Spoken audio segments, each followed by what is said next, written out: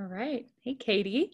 I'm Marleyna. Looking forward to chatting today. Out of the variety of topics I offered you, we have mutually decided on the thylacine, which I'm guessing, anyone who happens to actually watch this has never heard of.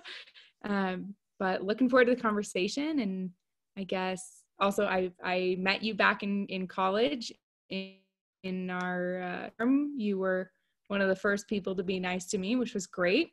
And that ended up having a lot more experience of, co-niceness together. So excited to come full circle here. You've saved my ass. I've lived in your office. We've had all sorts of fun adventures over the years.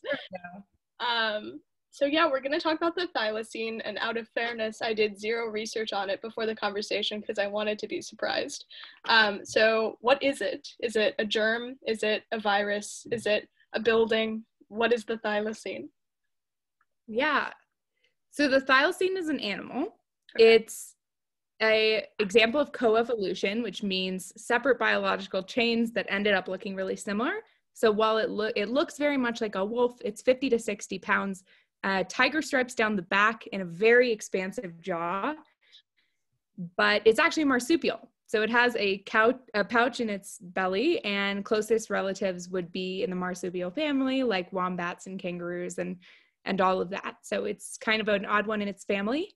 And I talk about it in the present tense, but what we'll discuss today is really whether or not it still exists. So where did you find out about this in the first place? I'll take it back to when I was a kid. So when I was a kid, and there was always that icebreaker question in children icebreakers of what's your favorite animal? And I always wanted to be super unique. And I would say the ocelot. And I just decided it was the ocelot for a long time. And then when I was 13 or 14, I was like, you know what? I don't need some fancy, extraordinary animal. My favorite animal is the dog, and I want to be true to myself. And it's the dog. So then at Stanford, I was writing a paper in actually an animal and archaeology class. And I was going to start writing about the dog. And I happened upon this co-evolved dog-like animal that, historically lived in Australia and Tasmania. And I was so captivated, in particular because as a Stanford student, eventually studying animals for a while, you think you know most of the living world. And there was this whole huge, tiny culture around this animal that I had never even heard of. And it just really encapsulated a new sense of mystery. And I've never been to Australia, and now I just imagine this all the time. And that's how the thylacine became my favorite animal. Although dogs I'm going to go with both of them. Dogs and thylacines. And I mean, they're basically the same. So actually, if you want to talk briefly about the crab thing we were talking about this week. Yeah, I should have known you'd ask this question, because there's actually a verb for evolving to appear like a crab, because it's happened 5 separate times. So totally different branches of life have just I'm going to use the verb crabified. They've had gone through crabification to look like a crab, because it's just such a fitting organism for its ecological conditions that it's happened several times. So just Google, there's an article everything becomes a crab.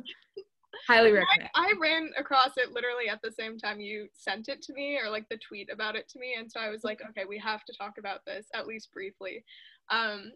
But yeah, so other than the coevolution aspect of this, which is really interesting, especially considering it's marsupial and not some sort of similar canid to wolves or bears or whatever. The other really interesting aspect about this is its kind of cryptid nature, if you will. So is it still around? And I think you want to go more into that as an interesting question. Yeah, so most people don't know, cryptozoology, the actual definition, is a pseudoscience that aims to prove the existence of entities from folklore record, as well as undetected animals otherwise considered extinct. So there's a whole other branch of cryptozoology just of saying, hey, you know what? I saw a passenger pigeon yesterday. They're still around. And the thylacine is a really interesting example of this, because in mainland Australia, it disappeared about 2,000 years ago. But the thylacine was alive and well in Tasmania until the late 1800s. So in the 1830s, European settlers really started building up sheep farming, sheeping in Tasmania, and they started having losses of sheep.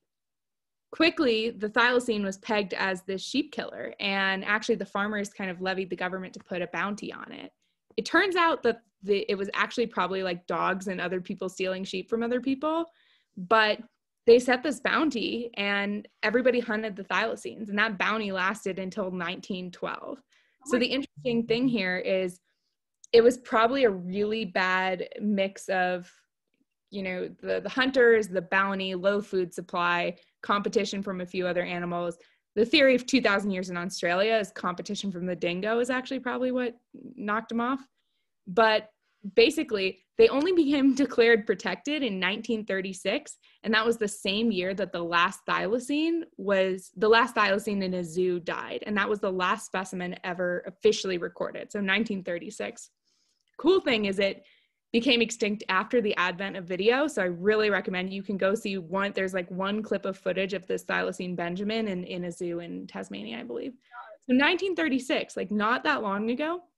And going on to the anthropology side, like I think this is part of why there's such a huge campaign to go find it, is because there's still a lot of guilt around this, especially for a place like Australia where they're really prideful of how they treat wildlife. This was pretty much just a scapegoat human cause of extinction, to the point where they were actually only declared extinct in 1982. So there was this theory that they were just maintaining their nature of like elusiveness or something. So I'll skip up to today, which is between when they were declared extinct and now, there's been over 300, I think, registered sightings. And even like American media mogul Ted Turner once put out, I think it was $100,000 for anyone who could prove sighting of this. Right. And there's, sightings from policemen on shift when they report to their station, like all that good stuff that you want to hear. And there's like annual searches to go look for the thylacine. I will say this is so much to fit in one story, but the last element that makes them so cool is, have you ever heard about how in Siberia, they're like prepping some land in case we ever reintroduce the mammoth, like clone it and reintroduce it?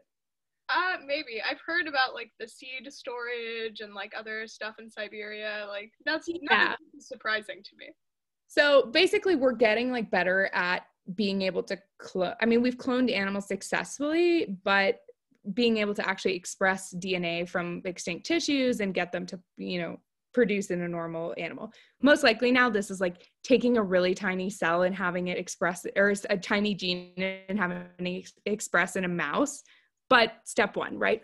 So the interesting thing here is there's a few of these campaigns to like reintroduce an extinct animal. And actually the thylacine is one of the best candidates because its extinction was caused by humans and probably won't happen again. It wasn't like an ice age or something. They probably were doing no harm to their ecosystem. And also because they were extinct so recently, they have one of the most, the habitat is exactly the same as when they went extinct. So the reintroduction efforts could be pretty minimal. And there's I think that's viable DNA, right? Like stuff that hasn't degraded a ton because it's only been a few decades. Yeah. So that's the highlight, is the thylacine DNA is actually the first extinct DNA to be produced in a living mouse and expressed. So I'm probably using the wrong terms, but very interesting that thylacines are also kind of big in the scientific community because of this. And secretly, a lot of these researchers say they think the thylacine might be alive and out there, but they're not going to commit to that publicly until there's confirmed evidence. Oh my God. And that's the story of the thylacine. That's incredible. I've learned so many things within 10 minutes. This is like the most exciting thing that I've just like never come across ever. And I do think it's really interesting that this is like a branch of cryptozoology that's so separate from like the mythical creature ones, because this is super valid and it's not pseudoscience, it's real science, and it's like a really incredible conversation that we get to have about it. Yeah. Go check out some of the web pages for groups trying to find the thylacine, and we can talk about, how much is real science, but just that passion that's out there, you got to tap into that, and that sense of wonder that comes with them, I think it's really contagious. I love that. Well, thank you for being here and having this conversation. Of course. Thank you, Katie. I always love your ideas. No.